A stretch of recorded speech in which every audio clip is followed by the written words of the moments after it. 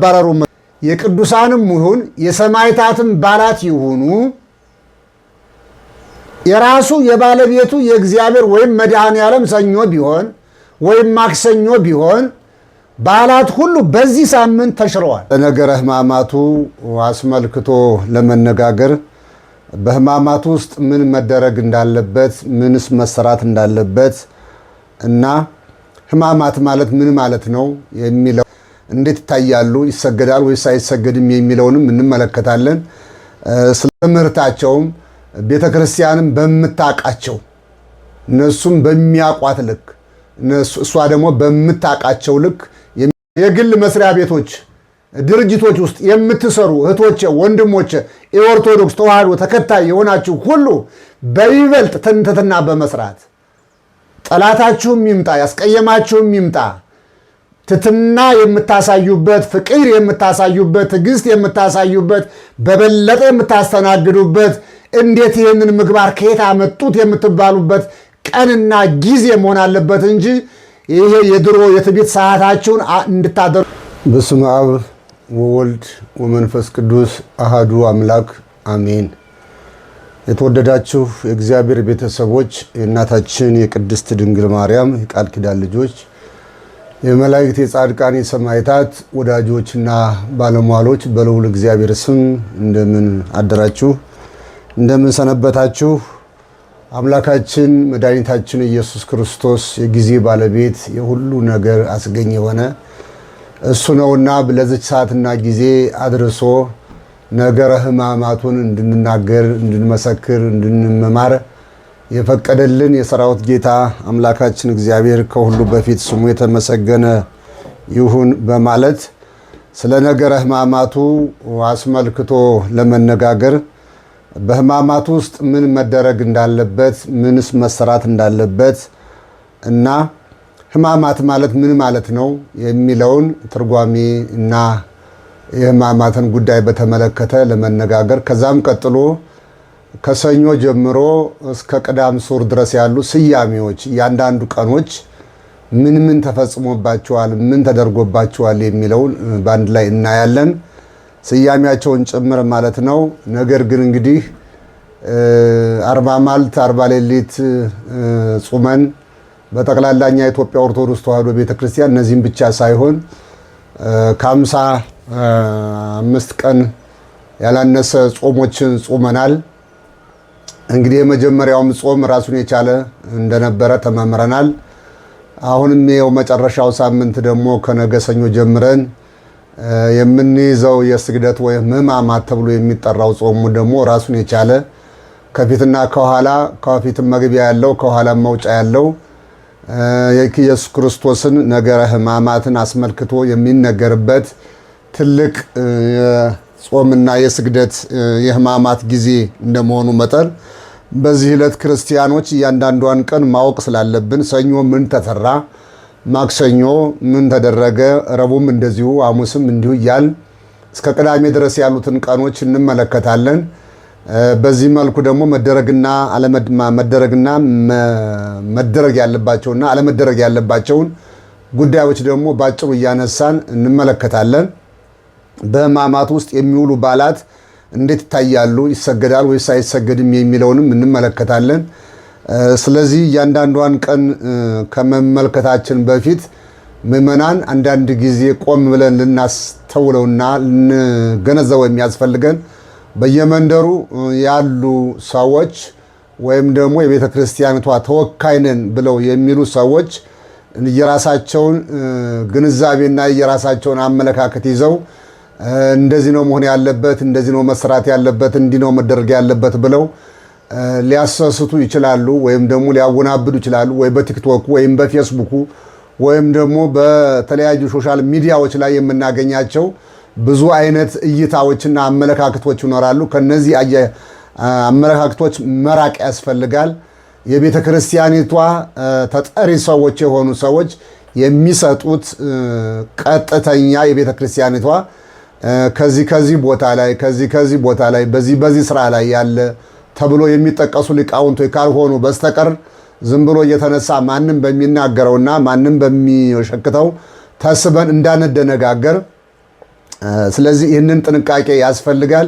የቤተ ክርስቲያኒቷ ሊቃውንት እነማን ናቸው የሚለውን እነሱ ታዋቂ የሆኑ በሚዲያውም በቤተ ክርስቲያንም ደረጃ በእውቀታቸውም በትምህርታቸውም ቤተ ክርስቲያንም በምታውቃቸው እነሱም በሚያውቋት ልክ እሷ ደግሞ በምታውቃቸው ልክ የሚናገሩ ሰዎች አሉና ምስክር የሰጠቻቸው እውቅና የሰጠቻቸው ቤተ ክርስቲያን በምሁርነታቸው፣ ባስተምሯቸው፣ በሃይማኖታቸው፣ በምግባራቸው፣ በትትናቸው ስለ ቤተ ክርስቲያን ባላቸው ጥልቅ እውቀት ቤተ ክርስቲያን የመሰከረችላቸው የሰጠቻቸው ምሁራን አሉና ከነሱ ውጭ የሆነ ሁሉ ከንቱ አስተማሪ እንደሆነ እንድናቅ ያስፈልጋልና ዝም ብሎ ጉንጥል የሆነ የአንድ ሳምንት የሶስት ሳምንት እውቀት ይዞ ሚዲያው ላይ ብቻ ስለለፈለፈ ሚዲያው ላይ ብቻ ስለተናገረ ሚዲያው ላይ ብቻ የፈለገውን ነገር ስላደረገ ብቻ በዛ ተስበን አምባጓሮ በመፍጠር መጽሐፍ መጥቀስ ያስፈልጋል። መጽሐፍ መረጃ ማቅረብ ያስፈልጋል።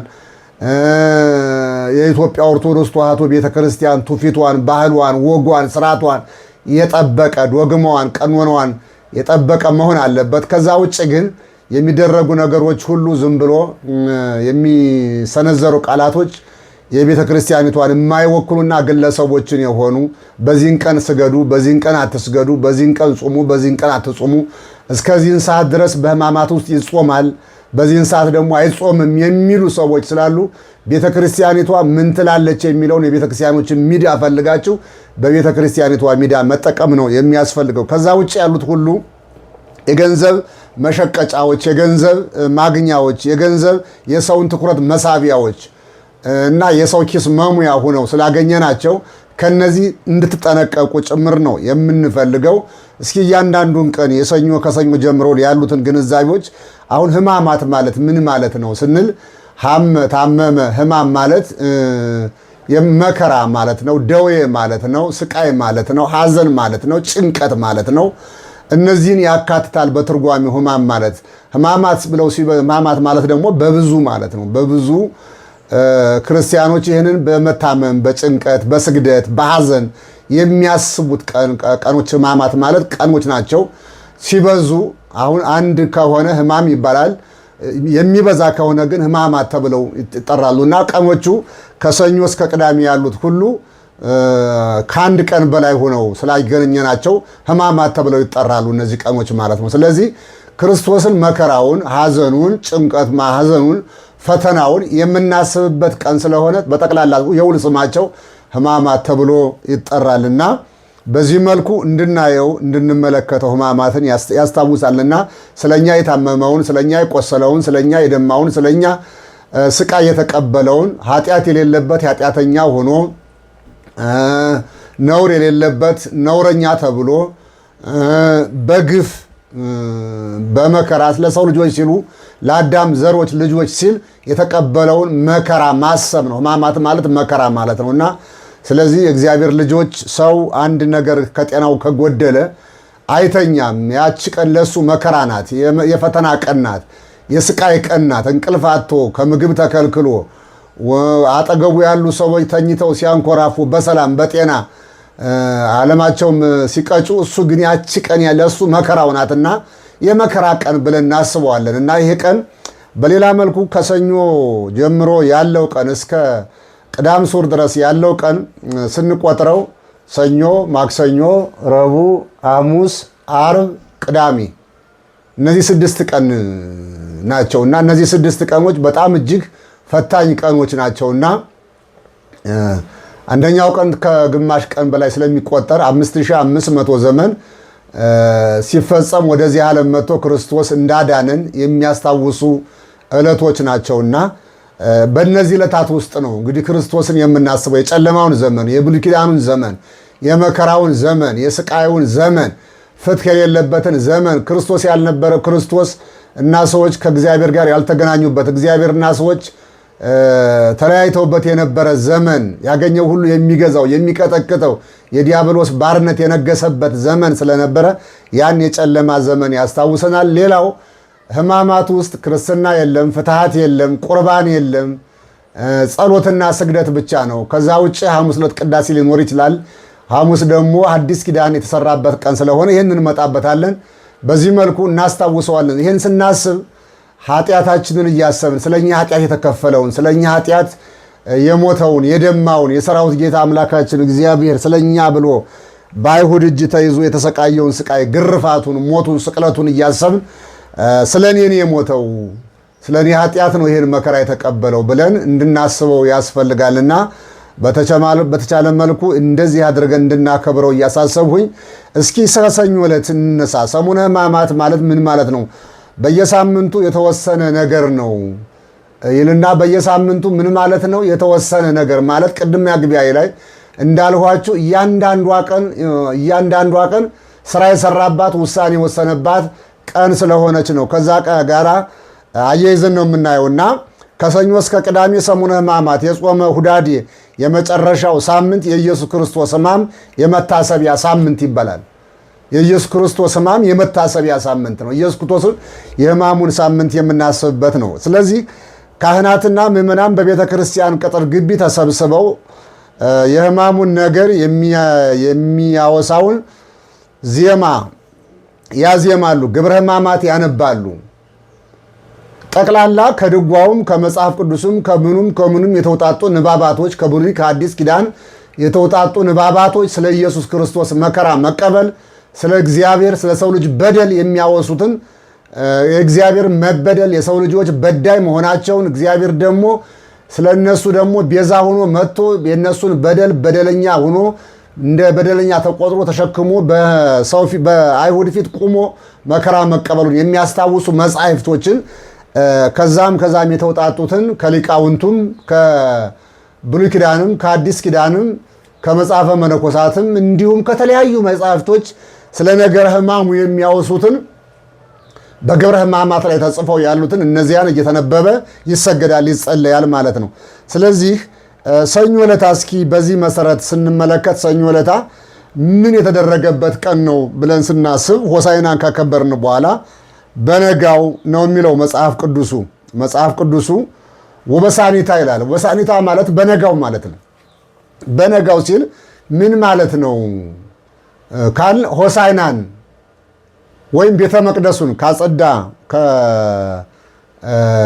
በኋላ ቤተ መቅደሱ እንደምናውቀው ብዙ ችግር ነበረበት። ብዙ መልኩን ቀይሮ ነበረና በብዙ መልኩ ተለውጦ ስለነበረ ያንን ቤተ መቅደስ ካጸዳ በኋላ ወደ ቢታንያ ወጣ።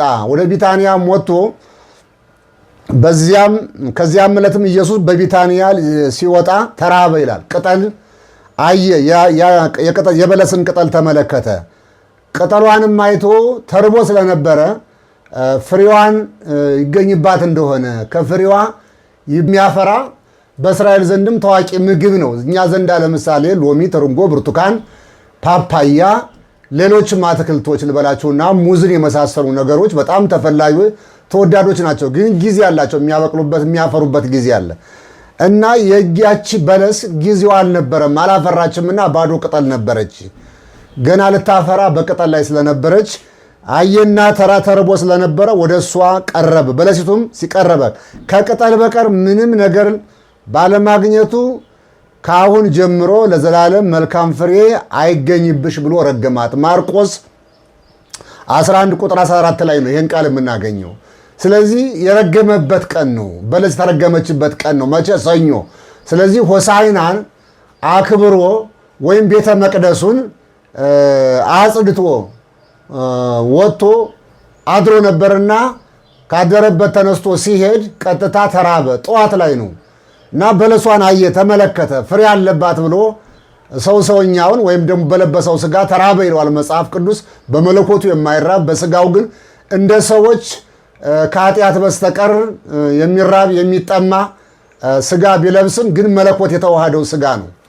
መለኮት የተዋሃደው ስጋ ኃጢአት የተለየው ቅዱስ የሆነ ስጋ ነው የለበሰው ከድንግል ማርያም እና እንደ ሰውኛው ተራበ ከኃጢአት በስተቀር ይላል ቅዳሴው ላይ እና በበህቅ ልህቀ በ30 ክረምት እንደተጠመቀ ይነግረናል። ስለዚህ እንደ ሰው እንበለ ኃጢአት ያለ አበሳ ያለ ጉድፍ ያለ ነቀፋ ሰዎች ላይ የሚታየው ሁሉ በሰዎች ላይ የሚገለጠው ሁሉ ባህሪያት እሱ ዘንድ አልነበረም። ግን እንደ ሰውኛው ይራባል፣ ይጠማል። ተራብሁም ተጠማሁም እያለ ሲናገር እንሰማዋለን። እና ተራበ፣ ተጠማ፣ ሰው ነው። እንደ ሰው ሙቷል፣ እንደ ሰው ታሟል፣ እንደ ሰው ስቃዩ ተሰምቶታል። የለበሰው ስጋ ስለነበረ ስለዚህ ተራበና ሄደ። ከዛ በኋላ ግን ቅጠል ከቅጠል በስተቀር ምንም አላገኘባትም፣ ረገማት ነው የሚለው። ይህ ዕለትም አንጽሖተ ቤተ መቅደስ ተብሎ ይታወቃል። ይህ ዕለት አንጽሖተ ቤተ መቅደስ፣ ቤተ መቅደሱን ያነጻበት ቀን ተብሎ ይታወቃል። ይህ ዕለት ቤተ መቅደስ ይባላል። ኢየሱስም ወደ ቤተ መቅደስም ሂዶ በቤተ መቅደስም የሚሸጡትና የሚለውጡትን ቤቴ የጸሎት ቤት ትባላለች ማቴዎስ 21 ቁጥር 13 ላይ በማለት ከቤተ መቅደስ ገርፎ አስወጥቷቸዋል ይላል። ተመልከቱ፣ ከቤተ መቅደስም ያስወጣበት ቀን ነው። እንደገና ደግሞ ወደ ቢታንያ ሲሄድ ተርቦ ያችን የበለስ ፍሬ ለመብላትም ደግሞ ተነስቶ ወደ በለሱ አቅንቶ ግን ቅጠል ብቻ የሆነችበት ዕለት ነው። ይሄ በምሳሌ የተነገረ ነው። በለስ የተባሉ እስራኤላውያን ናቸው። ፍሬ አገኝባቸዋለሁ፣ ሃይማኖት አገኝባቸዋለሁ፣ ምግባር አገኝባቸዋለሁ፣ ትሕትና አገኝባቸዋለሁ፣ ፍቅር አገኝባቸዋለሁ፣ ትዕግስት አገኝባቸዋለሁ፣ የሰው መመዘኛውን ሙሉ አገኝባቸዋለሁ ብሎ መጣ። ግን ከቅጠል በቀር ቅጠል ማለት ሰው ብቻ ሁነው ፍሬ ሳያፈሩ፣ ፍሬ ማለት ሃይማኖት፣ ምግባር፣ ትሕትና፣ ጾም፣ ፍቅር እነዚህን የመሳሰሉ ሁሉ የሃይማኖት ፍሬዎች ናቸው። ስለዚህ እነዚህ ሁሉ ያልተገኙባቸው ነበሩና ለዚህም ነው። ስለዚህ እስከ ረገማት ማለት ዛሬ ሃይማኖት የሌለው ምግባር የሌለው ፍቅር የሌለው ትሕትና የሌለው ትዕግስት የሌለው የማይጾም የማይጸልይ ሁሉ የተረገመ ነው፣ ከእግዚአብሔር መንግሥት የተወገደ ነው። ስለዚህ ይሄ ነው። ሌላው ሁለተኛው ማክሰኞ ነው። ማክሰኞ የጥያቄ ቀን ተብሎ ይታወቃል። የምን ቀን? የቅን ጥያቄ ቀን። ተመልከቱ፣ እያንዳንዷ ቀን ይህን የሰኞ የበለስ ቀን ብያቸዋለሁ። አንጽሖተ ቤተ መቅደስ፣ ቤተ መቅደሱን ያጸዳበት ቀን ብያቸዋለሁ። ሁለተኛው ደግሞ ማክሰኞ ነው። ሁለተኛው ቀን ማክሰኞ ማለት ደግሞ የጥያቄ ቀን ብለው አስቀምጠውታል አባቶቻችን። እያንዳንዷ ቀን ስንሰግድ ከነ ምክንያቷን የተቀመጠችው።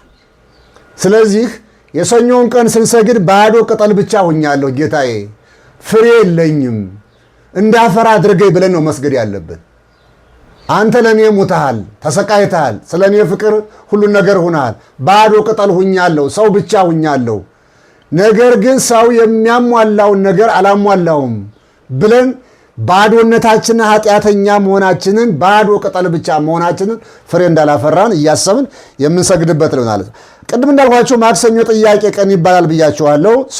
ሰኞ ዕለት በቤተ መቅደስ ሲሸጡና ሲለውጡ የነበሩትን ሁሉ እየገረፈ በማባረሩ ምክንያት ለሰው ልጅ ሹመትና ስልጣን የሰጠበት ኢየሱስ ክርስቶስ ቀን ነው ይላል እና ይህንን ስልጣን በማን ስልጣን ማን ነው ይህን ሰጠህ? በስልጣኑ እየገረፈ አስወጥቷቸዋል ሰኞ ዕለታ። ከዛ የሰኞ በነገታው ማለት ነው፣ ወይም ደግሞ በበነጋው ማለት ነው፣ በማግስቱ ማለት ነው፣ በሚገባን ቋንቋ በማግስቱ ማለት ነው።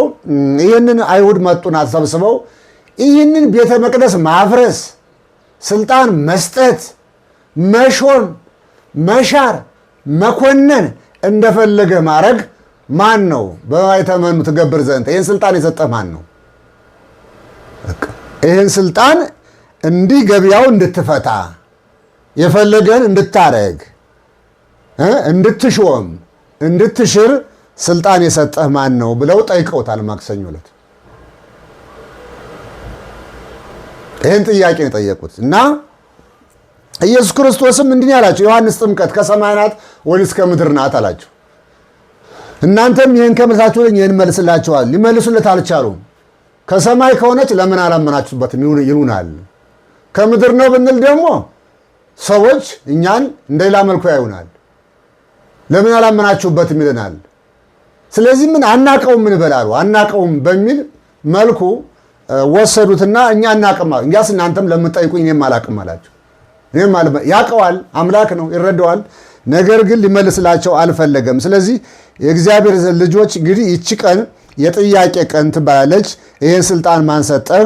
ቤተ መቅደሱን ለማፍረስም ሆነ ለመስራት ማን ነው ይህን ስልጣን የሰጠ ብለው ጠይቀውታል። ሉቃስ 21 ቁጥር 28 ላይ፣ ማርቆስ 12 ቁጥር 2 ላይ መመልከት ያስፈልጋል ማለት ነው።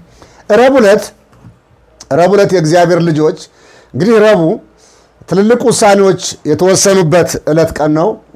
አንዳንድ ሶስት ስራዎች ተሰርተውበታል። የረቡዕ የአይሁድ ምክረ አይሁድ ተብሎ ይጠራል። የመጀመሪያው የውል ስሙ ምክረ አይሁድ፣ የአይሁድ የምክር ቀናቸው፣ መክረውም የወሰኑበት ቀን። ሰኞ ተሰበሰቡ፣ አልተሳካም፣ ውሳኔ አልወሰኑም። ማክሰኞ ተሰበሰቡ፣ አልተሳካም፣ ውሳኔያቸው ከንቱ ሆነ። ረቡዕ ዕለት ግን ተሰበሰቡ እና ይሄ ቀን ምን ተባለ? ውሳኔም ወስነዋል። የአይሁድ ምክር ቀን ተብሎ ይታወቃል። ዕለተ ረቡዕ የአይሁድ ሊቃነ ካህናት ጸሐፍት ኢየሱስን እንዴት መያዝ እንዳለባቸው የመከሩበትና ውሳኔ ያስተላለፉበት ቀን ይባላል። የያዙበትና ውሳኔ ያስተላለፉበት ቀን ነው። ስለዚህ ምክረ አይሁድ ይባላል ይሄ ቀን ማለት ነው። ምክር ስላስተላለፉበት ምክረ አይሁድ ይባላል። ወቅቱ የፋሲካ በዓል የሚከበርበት ቀን በመሆኑና ብዙ ሕዝብ የሚከተለው ስለነበረ ሁከት እንዳይነሳ ስጋት ነበራቸው። ነገር ግን ከ12 ሐዋርያት አንዱ የአስቆሮቱ ይሁዳ አሳልፎ እንደሚሰጠው የነገረበት ቀን ነው። አሳልፎ እንደሚሰጣቸው ወደ እነሱ የሄደበትና ይህንን ተከትሎ ውሳኔ የወሰኑበት ነው። ሉቃስ አሁንም 22 ቁጥር 1 እስከ 6 ጭንቀታቸውን የተወገደበት ቀን ነው። በቃ ይሁዳ ሄደ፣ ወደ እነሱ ሄደ። የመጀመሪያው ቀን ከእነሱ ጋር ተገናኘ፣ ገንዘቡን ተነጋገረ፣ ምን ያህል ብር እንደሚሰጡት፣ እንዴት አሳልፎ እንደሚሰጣቸው፣ መቼ እንደሚሰጣቸው ከእነሱ ጋር ጨረሰ። ይህንን ሲያገኙ ምክራቸው ደመደሙት። በቃ አሉና ይሄ ሰው በምን ይሙት በሚል በስቅላት አሳልፎ የሚሰጣቸውን ሰው አግኝተውታል ይሁዳን። ስለዚህ ምክር የጨረሱበት የወሰኑበት ቀን ስለሆነ ይሄ የአይሁድ ምክረ አይሁድ ተብሎ ይታወቃል። በሌላ መልኩ ደግሞ ይሄ ቀን የመልካም ማዛ ቀን ተብሎ ይታወቃል። የምን ቀን? የመልካም ማዛ ቀን ተብሎ ይታወቃል። መልካም ማዛ፣ ምክረ አይሁድ መልካም ማዛ። ተመልከቱ። አሁን አይሁድ እዚህ ጋር ይመክራሉ። ኢየሱስ ክርስቶስ ደግሞ በማቴዎስ 26 ቁጥር 6 ላይ ስንመለከት ደግሞ አንድ ለምጻም ሰው ቤት ገብቶ ደግሞ ምሳ ተጋብዞ እዚያ ውስጥ ደግሞ አንዲት በኃጢአት የኖረች ሰውነቷ የቆሸሸ በዝሙት የኖረች ሴት ደግሞ የ300 ወቄት ሽቱ ገዝታ ሂዳ ይህንን ሽቱ እንደቀባችው ደግሞ ይናጋል እና ይህንን ቀን ምን ብለውታል አባቶች? የመልካም ማዛ ቀን ብለውታል። በቃ የመልካም ማዛ እዛ ቤት እንግዲህ ይህ ቀን የመልካም ማዛ ቀን ይባላል። ኢየሱስም በዚህ ዕለትም በስምዖን ቤት ተቀምጦ ሳለ ማርያም እንተ እፍረት፣ ማርያም ኃጢት ወይም ማርያም እንተ እፍረት የምትባለዋ ባለሽቱዋ ማርያም ማለት ነው።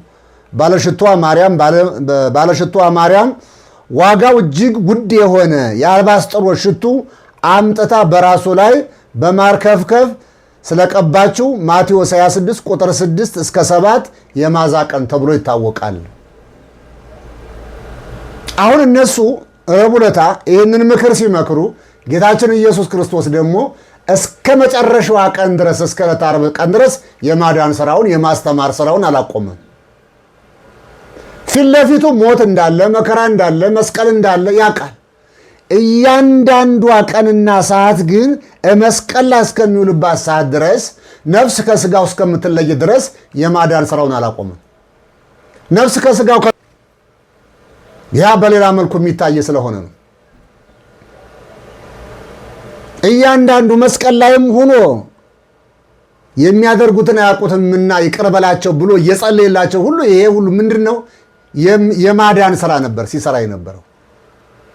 ነፍስ ከስጋው ከተለየች በኋላ ደግሞ ስጋው ወደ መቃብር፣ መለኮት የማይሞት የማይበሰብስ ነው ብያቸዋለሁ። ስለዚህ የእግዚአብሔር ልጆች በእያንዳንዷ ጊዜና በእያንዳንዷ ሰዓት ውስጥ የምናገረውንና የምንመለከተውን ሁሉ በጥንቃቄ መመልከት ያስፈልጋል።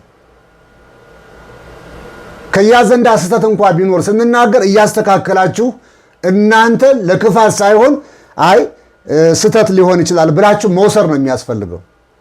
ስለዚህ ይቺ ቀን የማዛ ቀን ተብላ ትታወቃለች። በሌላኛው ተጨማሪ ቀን ደግሞ የእንባ ቀን ይባላል። የእንባ ቀን ተመልከቱ። የምክር ቀን፣ የመልካም ማዛ ቀን፣ የእንባ ቀን 3 ነገሮችን ነው የምናየው እዚህ ጋር ማለት ነው። ሶስተኛው የእንባ ቀን ይባላል። ባለሽቷ ሴት ቅድም የጠቀስናት ስምዖን ቤት የነበረችቷ ሴት ሽቶ አብረባው ብቻ አይደለም ሄደችው፣ እግሩ ላይ ድፍት ብላ ስለ ኃጢአቱ አልቅሳለች። ይሄ የሰበሰበችው ገንዘብ በዝሙት የመጣ ገንዘብ ነው። በዝሙት የመጣ ገንዘብ ነው።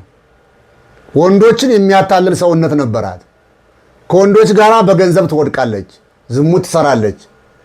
በዛ የሰበሰበችው ለክፉ ቀን ይሆነኛል ብላ የሰበሰበችውን ገንዘብ ኢየሱስ ክርስቶስ ወደዚህ ዓለም እንደመጣ በስምዖን ቤት እንደገባ ስትሰማ ውድ ከሆነው ሱቅ ሂዳ፣ ሀብታሞች ከሚጠቀሙበት ሱቅ ሂዳ ለዚህ ለሰማዩም ለምድሩም ንጉሥ ከነሱ በላይ ንጉሥ ነው ስትል ሂዳ የምን ሽቱ ቀብተዋለች። ስለዚህ ይህም ደግሞ የእንባ ቀን ይባላል። ስትቀባው እያለቀሰች ነው፣ እያለቀሰች። በዚህም ቀን እንባችን እያለቀስን እግዚአብሔርን ይቅር እንዲለን እንዲምረን መከራውን እያሰብ እንድናስበው የሚያስታውሰን ስለሆነ ከዛ ጋር የሚያዝ ነው። ጸሎተ ሐሙስ እንግዲህ የሐሙስ ጸሎተ ሐሙስ ተብሎ ይታወቃል። ይሄ ቀን ከሌሎች ቀኖች ለየት ይላል። ትሕትና የተፈጸመበት ቀን ነው። አንደኛው ትሕትና የተፈጸመበት ቀን ነው። ሁለተኛው በጌቴሴማኒ የተጸለየበት ቀን ነው። ሶስተኛው ለአይሁድ ተላልፎ የሰጠበት ቀን ነው። ለአይሁድ ተላልፎ የተሰጠበት ቀን ነው። ሶስተኛው የነፃነት ሐሙስ ይሉታል። ከብሉይ ኪዳን ከመከራ ከብሉይ ኪዳን መስዋዕት የተላቀቅንበት ነው። አራተኛው አዲስ ኪዳን፣ አዲስ ቁርባን፣ አዲስ መስዋዕት የተመሰረተበት ቀን ነው። እነዚህን ነገሮች አካቷል። በመጀመሪያው እንዳልካችሁ ጌታችን ኢየሱስ ክርስቶስ የሐዋርያትን እግር ጎንበስ ብሎ በእግሩ ተንበርኮ ውሃ ይዞ የእግራቸው ማበሻ ይዞ አጥቧቸዋል። ትሕትናን ያስተማረበት ቀን የትሕትና ቀን ይባላል። እንግዲህ እያንዳንዷን ቀን ነው የምናይ። የትሕትና ቀን ይባላል። ሁለተኛው እንግዲህ አዲስ ኪዳን ቁርባን የተሰራበት ቀን ብያቸዋለሁ። የብሉይ ኪዳን መስዋዕት በሬው፣ ላሙ፣ ወይፈኑ፣ ዋኖሱ፣ እርግቡ አብቅቶ ኢየሱስ ክርስቶስ ከዚህን ቀን ጀምሮ መስዋዕት ሆኖ ለዓለም ቤዛ ሆኖ እስከ ዓለም ፍጻሜ ድረስ እውነተኛው መስዋዕት እውነተኛው ሊቀ ካህናት ኢየሱስ ክርስቶስ ራሱ እንደሆነ ያሳየበት ዕለት ነው።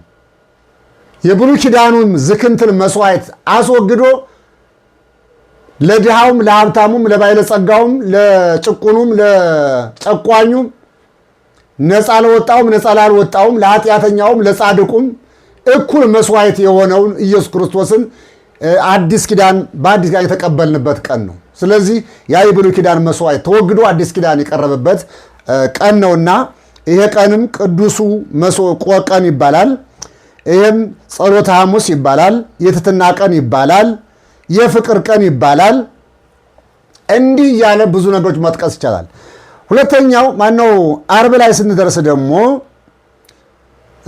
ሰኞ፣ ማክሰኞ፣ ረቡዕ፣ ሐሙስ፣ ዓርብ ስንመለከት ደግሞ ሰኞ 1፣ ማክሰኞ 2፣ ረቡዕ 3፣ ሐሙስ 4፣ ዓርብ 5 ነው። ይሄ ደግሞ 5 ነው። ዓረበ ገባ ዓርብ።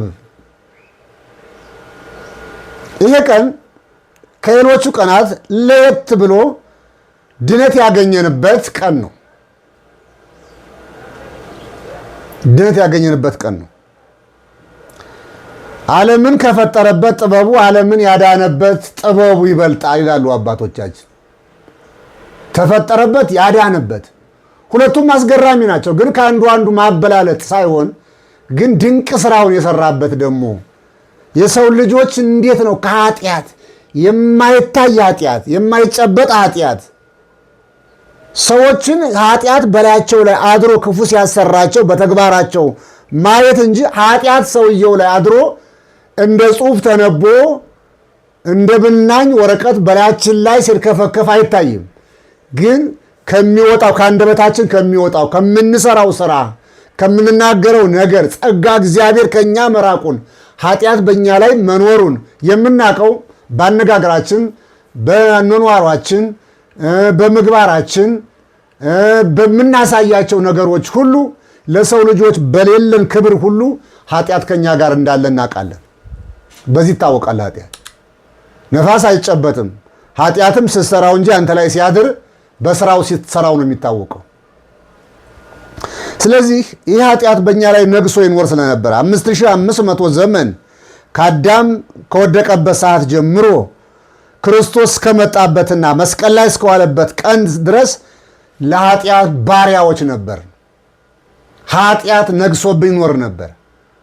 ኃጢአት በእኛ ላይ ሰፍኖ ይኖር ነበር። ኃጢአት በእኛ ላይ ንጉሥ ሆኖ ይኖር ነበር። ስለዚህ ይህንን ኃጢአት ማስወገድ ነቢያት ብዙ መስዋዕት ሰውተዋል፣ ብዙ ጩኸት ጮኸዋል፣ ብዙ ጸሎት አድርገዋል፣ ብዙ ጾም ጸሎት አድርገዋል። በእነሱ ልሻል አልቻለም። ከነቢያት በኋላ አበይት ነቢያት፣ ደቂቀ ነቢያት፣ አባቶቻችን እንዲሁም ስማቸው ተጠቀሰና ያልተጠቀሱ አባቶቻችን ከነ አብርሃም ከነ ይስሐቅ ከነ ያዕቆብ ጀምሮ እነ ሶሎሞን ከነ ዳዊት ጀምሮ መስዋዕት ያልሰዋ ወደ እግዚአብሔር ያላቀረበ የለም። ትላልቅ ቤተ መቅደስ ሰርተው ብዙ ሺህ የሚቆጠሩ በጎችን፣ ፍየሎችን፣ ላሞችን፣ ዋኖሶችን አቅርበው ሰውተዋል። በኃጢአት ላይ የሚወጣውን ለምጽ ያስተሰርይ እንደሆነ እንጂ ነፍስን ከእግዚአብሔር ጋር የሚያስታርቅ ወደ እውነተኛዋ የሚያቀርብ ከእግዚአብሔር ጋር የሚያስታርቅ ግን ዓለሙን የሚያስታርቅ መስዋዕት አልቀረበም። እግዚአብሔርን በዚህ የነገረን ነገር የለም። መስዋዕት ሆኖ የመጣው እሱ ነው። በበጎቹ ፈንታ መስዋዕት ሆኖ መጣ። በላሞቹ ፈንታ መስዋዕት ሆኖ መጣ። በፍየሎቹ ፈንታ መስዋዕት ሆኖ መጣ። በጊደሮቹ ፈንታ መስዋዕት ሆኖ መጣ። በዋኖሶቹ ፈንታ መስዋዕት ሆኖ መጣ። በእርግቦቹ ፈንታ መስዋዕት ሆኖ መጣ። ስለዚህ ድምር የነዚህን ሁሉ መስዋዕትነት ሽሮ እሱ መስዋዕት ሆኖ መጣ። መቼ? ዓርብ ዕለት። ይሄ ደግሞ ቀን ሌት ያደርገዋልና የስቅለተ ዓርብ ተብሎ ይታወቃል ይላል። ኢየሱስ ክርስቶስ ለአዳም ልጆች ቤዛ ሆኖ የመጣበት ቀን ነው ይላል። ቤዛ ሆኖ በመልተ መስቀል ላይ ተሰቅሎ የዋለበት ዕለት ነውና ማቴዎስ 27 ቁጥር 35 ላይ የስቅለተ ዓርብ ተብሎ ይጠራል። ስቅለተ ዓርብ ተብሎ ተሰይሟል፣ ይጠራል ይላል። ስለዚህ በዚህ ብዙ ማለት አንልም። ዓርብ ዕለት በስፋት ስለምንመማረው ስለምነጋገረው ወደዛ ወስደዋለሁና ዓርብን ማየት ያስፈልጋል ማለት ነው። ሌላው ቅዳም ስዑር ትባላለች። ቅዳም ስዑር ማለት እቺ ሰንበት በሌላ ጊዜ አትጾምም፣ ትበላለች። ስዑርም ይሏታል። ስዑር ማለት ስጋው በመቃብሩ ተሰውሮ ያለባት፣ ስዑር ማለት ደግሞ ሁለት ትርጉም ያላት የተሻረች ሰንበት ማለት ነው። ሁለቱም ይሰዳል። ስዑር የሚለው ስጋው ያ ይታይ የነበረው ሲያስተምር፣ ሲሰብክ፣ ሲናገር የነበረው ስጋ ከመቃብር ውስጥ የዋለበት ስለሆነ ተሰወረ፣ ተከደነ፣ አፈር ላዩ ላይ ሰለጠነ እስከሚነሳ ድረስ። ሰው እንደ ሰው ነዋ። ሰው የሆነ አምላክ ነዋ። ስጋ ለብሷል። ሌላው ስዑር ማለት ደግሞ የተሻረች ማለት ነው። በምንድን ነው የተሻረችው ይባል? የማትጾሟ ሰንበት ተጾማለች። የማትጾሟ ሰንበት ተጾማለች፣ ተሽራለች፣ በጾም ተሽራለች። ለመጀመሪያ ጊዜ ዓርብ ጌታ ተሰቅሎ ቅዳሜ ጌታዋን በመስቀሉ ተሰቅሎ ወደ መቃብር ስለወረደ የእሷን ፈጣሪ ስለሆነ እሷም እንደ ሌሎቹ ቀኖች መጾም አለብኝ ብላ ተጾማለች። ከጌታ የሚበልጥ የለም ነገርና እና ስዑርም ይሏታል፣ ስዑርም ይሏታል። በዚህ መልኩ እናያታለን። ስለዚህ ለምለሚቱ ቅዳሜ ትባላለች። ለምለሚቱ ቅዳሜ ማለት ደግሞ ይችን ራሱን የቻለ ለምለም ቅዳሜ ትባላለች። ካህናቱ ለምእመናን ቄጠማ የሚያድሉበት ዕለት በመሆኑ ይህች ዕለት ብዙ ነገር ታስታውሰናለች እና ይሄ ቄጠማ የሚዞረው የምስራች በኖህ ጊዜ ማያይህ 40 መዓልት 40 ሌሊት ዘንቦ ነበርና ኖህ ከፍጥረታት መካከል እርግብ የምትባለው ልኳት ነበርና በመጀመሪያ ሲልካት የምታርፍበት አታ ተመለሰች። አሁንም ሲልካት የምታርፍበት አታ ትንሽ ጎሎ ግን ጫፍ ጫፍ ሆኖ ማስቀመጥ አይችልም፣ ተመለሰች። በሶስተኛው ሲልካት ግን ቄጠማ ቆርጣ ወደ ኖህ ይዛ መጣ ነበርና ነትገ ማያይህ የምሕረት ዘመን መጣ፣ እግዚአብሔር ታረቀን፣ ቄጠማዎቹ ወጥተዋል፣ ውሃውም እየነጠፈ እየደረቀ ነው የሚል የምስራች ይዛ መጣ ነበርና ያ የጨለመ ይሄ ምሳሌነቱን አባቶች ወስደው በዚህን ቀን ምን አድርገውታል? ነትገ ማያይህ ማለት ይሄ የጥፋት ኃጢአት 5500 ዘመን የነበረው ኃጢአት ጠፋ። በምን? በክርስቶስ ስቅላት በክርስቶስ ሞት ተደመሰሰ ብለው የቄጠማን በዓል ወስደው አመጥተው ከዚህ ከኃጢአት ጋር ያም የመከራ ዘመን ነው፣ የውሃ ዘመን ነው።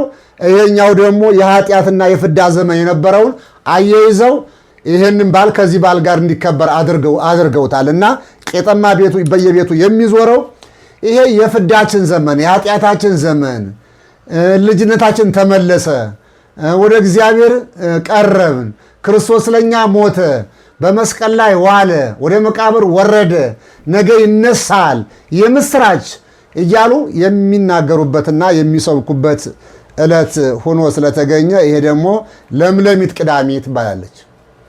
ለምለሚት ቅዳሜ ትባላለች።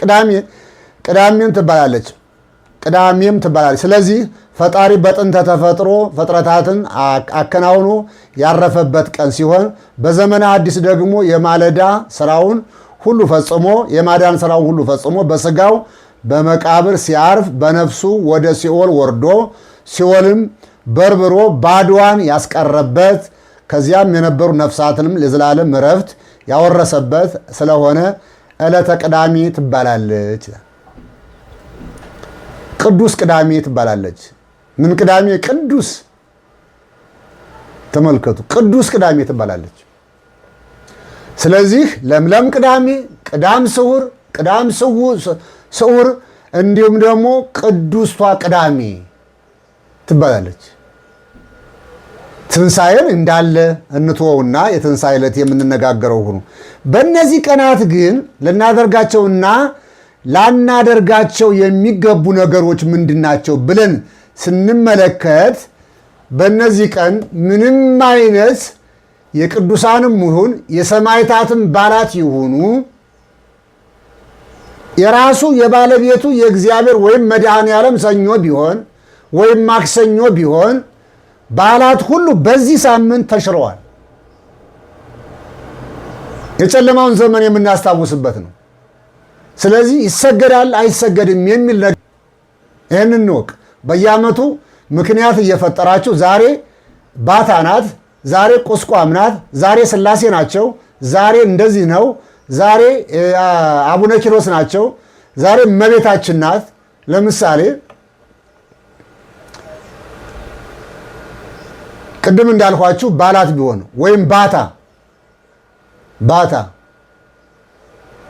ሰኞ ብትውል ማክሰኞ ብትውል ረቡዕ ብትውል ይሰገዳል አይሰገድም? ይሰገዳል። ማርያም እንደ አጋጣሚ ሆኖ ሰኞ ማክሰኞ ብትውል ይሰገዳል አይሰገድም? ይሰገዳል። መድኃኔዓለም ሰኞ ማክሰኞ ረቡዕ ሐሙስ ቢሆን ይሰገዳል። በቃ የአምልኮ ስግደት ነው ይሄ። አይሰገድም ካልህ መቀደስ አለበት። አይሰገድም ካል መንገስ አለበት። ስለዚህ ይሄ የጨለማ ዘመን እንጂ አዲስ ኪዳን የምናስታውስበት ዘመን ስላይደለ፣ ስለዚህ ምዕመናን እስከ ይህንን አውቃችሁ በሕማማት ውስጥ ማንኛውም በዓል ይዋል የእመቤታችንን በዓል መጥቶ ረቡዕ ዕለት ቢውል ይሰገዳል። እመቤታችን ከጌታ በላይ ስላይደለች ቅዱሳን ከጌታ በላይ ስላይደሉ ይህ መከራውን የምናስታውስበት ዕለት ስለሆነ ይሰገዳል ነው። በሌላ መልኩ እስከ ስንት ሰዓት ነው የሚጾመው? እስከ 11 ተኩል ይጾማል። እስከ 11 ተኩል ማንኛውም ክርስቲያን እስከ 11 ተኩል ይጾማል። እስከ 12 ሰዓት ይጾማል። ከዛ አንድ ጊዜ ማታ ከስግደት ወጥተን 12 ሰዓት ላይ እንበላለን። አድረን ደግሞ እንዲሁ 12 ሰዓት ላይ ደግሞ እንበላለን። 24 ሰዓት መጾም ማለት ነው። በሽታ ከሌለብን በስተቀር አንገብጋቢ ጉዳይ ከሌለብን በስተቀር ጤነኞች ካልሆን በስተቀር ግን ይህን ምክንያት አድርገን ብዙ በሽተኛ ልንሆን እንችላለን። እኔም በሽተኛ ነኝ። እግዚአብሔርን ማታለል አይቻልም። ጾም ሲፈውስ እንጂ ሲያም አይተናናቅም። ስግደት ሲያበረታ እንጂ በስግደት የሚወጣው ኃጢአት ነው። ስለዚህ እነዚህ የማይደረጉ ሌላው በአዲስ ኪዳን ሐሙስ ዕለት ቅዳሴ አለ። በሌላ ጊዜ አይቀደስም። ሰኞ አይቀደስም፣ ማክሰኞ አይቀደስም፣ ረቡዕ አይቀደስም። ሐሙስ ግን ይቀደሳል። ይህም ቅዳሴ የእንኩሽኩሽታ ቅዳሴ ተብሎ ይታወቃል። ለምን? አዲስ ኪዳን የተሰራበት ቀን ስለሆነ የብሉይ ኪዳን መስዋዕት ያበቃበት፣ አዲሱ ስራ የተተካበት፣ ቅዱሱን ቁርባን ለሐዋርያት የሰጠበት ቀን ይሄ ነገ በዕለተ ዓርብ የሚፈሰው ደሜ ነው ለዘላለም መታሰቢያ አድርጉት ተብሎ የተነገረ ቀን ስለሆነ ያ ቀን የአዲስ ኪዳን ቀን ተብሎ ይታወቃል። ቅድም ሐሙስ ዕለት የሚሉትን በሙሉ ጠቅላላ ዘርዝረን ተናግረናል። ስለዚህ እሑድ ዕለት ሐሙስ ዕለት ቁርባን አለ። አዲስ ኪዳን ቀን ነው። የአዲስ ቁርባን ነው። ለዘላለም እስከ ዓለም ፍጻሜ ድረስ የሚያገለግለው ከእግዚአብሔር ጋር የሚያገናኝ ቅዱሱ ቁርባን የሚሰራበት ስርዓት ነው። ስለዚህ አዲስ ኪዳን የሚመሰረትበት ቀን ስለሆነ ይሄ ቀን ቅዳሴ አለው። ሌላው ከሆሳዕና ጀምሮ ከሆሳዕና ጠዋት ህዝቡ ከተሰናበተ በኋላ መስቀል መሳለም ይፍቱኝ ማለት አይቻልም። አንዳንዶቻችን እስከ ማታ ድረስ መስቀል እናሳልማለን። ይህንን ማወቅ ያስፈልጋል። እስከ ማታ ድረስ መስቀል የሚያሳልሙ አሉ። ነገር ግን ምንም አይነት መስቀል መሳለም አይቻልም። ይፍቱኝ ማለት አይቻልም። መባረክ አይቻልም። መባረክ አይቻልም።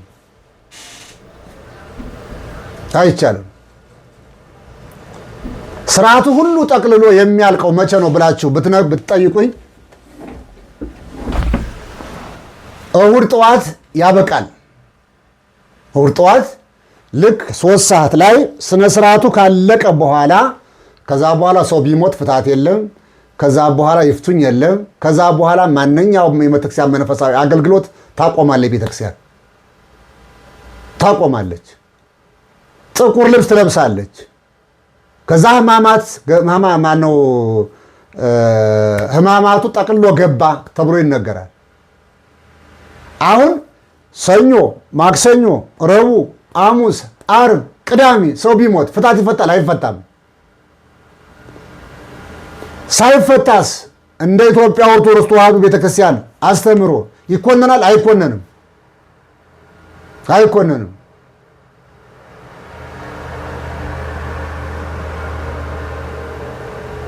ኩነን የለበትም። ክርስትናም ካለ ፍታትም ካለ ወደ እሑድ ይወሰድና እሑድ ዕለት ይፈታል። ከዛ በኋላ ክርስትናውም ይነሳል። ከዛ በኋላ ያለው ስርዓት ሁሉ እንደገና በአዲስ ይቀጥላል ማለት ነው። ይቀጥላል። ስለዚህ የእግዚአብሔር ልጆች በሕማማት ውስጥ ልናረጋቸውና ልናደርጋቸው የሚገቡ ነገሮችን ተመልክተናል፣ አይተናል። ሌሎችን ደግሞ በየዕለቱና በየሰዓቱ እያንዳንዷን ቀን ደግሞ በቤተክርስቲያን በመገኘት መስገድ ያስፈልጋል፣ መጸለይ ያስፈልጋል። ለሌላው እንቅፋት ሳንሆን፣ ለሌላው ችግር ሳንሆን በመስሪያ ቤት የምትውሉ በመንግስት መስሪያ ቤት የምትውሉ እህቶቼ ወንድሞቼ ካላችሁ ጠዋት ላይ ወደ መስሪያ ቤት ከመሄዳችሁ በፊት አቅማችሁ የፈቀደውን ያህል ሰግዳችሁ ግቡ። በምትሰሩበት መስሪያ ቤት ግን ጿሚ ታራሚ ቅዱስ መስላችሁ አትታዩ። ማንኛውም የህዝብ አገልግሎት የምትሰጡበት ፈገግ ብላችሁ ስጡ። እሱም አንዱ የትህትና የጾም ምልክት ነው። ከፊታችሁ ላይ ምንም የትዕቢት ነገር አይታይባችሁ። ከሌላው ጊዜ ይበልጥ ልቅ በትህትና የምታስተናግዱበት ጊዜ መሆን አለበት። በተለይ በመንግስት መስሪያ ቤት፣ በተለያዩ የግል መስሪያ ቤቶች ድርጅቶች ውስጥ የምትሰሩ እህቶቼ ወንድሞቼ የኦርቶዶክስ ተዋሕዶ ተከታይ የሆናችሁ ሁሉ በይበልጥ ትህትና በመስራት ጠላታችሁም ይምጣ ያስቀየማችሁም ይምጣ ትህትና የምታሳዩበት፣ ፍቅር የምታሳዩበት፣ ትዕግስት የምታሳዩበት፣ በበለጠ የምታስተናግዱበት፣ እንዴት ይህንን ምግባር ከየት አመጡት የምትባሉበት ቀንና ጊዜ መሆን አለበት እንጂ ይሄ የድሮ የትዕቢት ሰዓታችሁን እንድታደርጉ አይፈቀድላችሁም። ከዛ በተመለሰ ግን አቅማችሁ በሚፈቅድ ደግሞ በማታው ጉባኤ ላይ ተገኝታችሁ ተመምራችሁ ስግደት ሰግዳችሁ ጸልያችሁ ወደ ቤታችሁ ግቡ። እኩል ሲሰግድ ከዋለው ጋር እግዚአብሔር ይቆጥርላችኋል። እኩል። ነገር ግን ቤተክርስቲያን ስትመጡ ትትናም ብቻ፣ ከዚህ ስትሄዱ እዚያ መስሪያ ቤት ደግሞ ለሚመጡ ሰዎች ሁሉ እማታስተናግድ ሌላ ባህሪ የምታሳዩ ከሆነ ግን ክርስቲያኖች አይደላችሁም። ክርስቶስ ቤተክርስቲያን ብቻ አይደለም፣ እዚያም አለ። ድሆች ሲመጡ አብሮ ይመጣል። ድሆች ሲንገላቱ ይንገላታል አብሮ። ድሆች ሲሰቃዩ አብሮ ይሰቃያል ክርስቶስ። እነሱን ክታገለገል ክርስቶስ ታገኘዋለህ። ለእነሱ መልካም ነገር ካደረጋችሁ በቀን 300 ስግደት እንደሰግዳችሁ ይቆጠርላችኋል። ቅን ነገር ካሰራችሁ፣ ጉቦ ሳትቀበሉ፣ መማለጃ ሳትቀበሉ፣ ፊታታችሁ ሳታዳሉ፣ ድሃና ሀብታሙን የምታስተናግዱ ከሆነ ክርስቶስ ለእናንተ ሙቶላችኋል። ትንሣኤው ያበራላችኋል። ከምንም ነገር ነፃ ሁናችሁ አገልግሉ። ይህን ሳምንት እግዚአብሔር ከእናንተ ጋር ይሆናል። ላስተማረን፣ ለገሰጸን፣ ለመከረን ለእግዚአብሔር ክብር ምስጋና ይግባው። የአባቶቻችን አምላክ ከሁላችን ጋር ይሁን። ለብርሃነ ትንሣኤው በሰላም ያድርሰን። ነገ ሆሳዕና ነው። ሆሳዕናን እናክብር። ከዛሬ ሌሊት ጀምሮ በቤተክርስቲያን ተገኝተን እንድናከብረው እግዚአብሔር አምላክ ይፍቀድልን። ሆሳዕና ማለት መድኃኒት ማለት ነውና ይህን የተመለከቱ ቃላቶችን እንግዲህ እኔ ካዛባው ካጠፋው እናንተ እያረማችሁ እያስተካከላችሁ ውሰዱት። ለቲክቶክና ለሌላ ምግብ ግን አታውሉት። ሰው ነኝና ልሳት እችላለሁኝ፣ ከኔ በላይ ምሁራን እንዳሉ አውቃለሁኝ፣ ያስተካክሉታል። ስለዚህ እኔ ዘንድ ያጣችሁ ሌሎች ዘንድ ታገኙታላችሁ። ስለዚህ ሌሎች ዘንድ ያጣችሁ እኔ ዘንድ ታገኙታላችሁ። ስለዚህ ለነበረን ሰዓትና ጊዜ ሁሉ አምላካችን እግዚአብሔር ስሙ የተመሰገነ ይሁን። መልካም በዓል። እዚህ ያደረሰን እግዚአብሔር ክብር ምስጋና ይግባው። የአባቶቻችን አምላክ ከሁላችን ጋር ይሁን።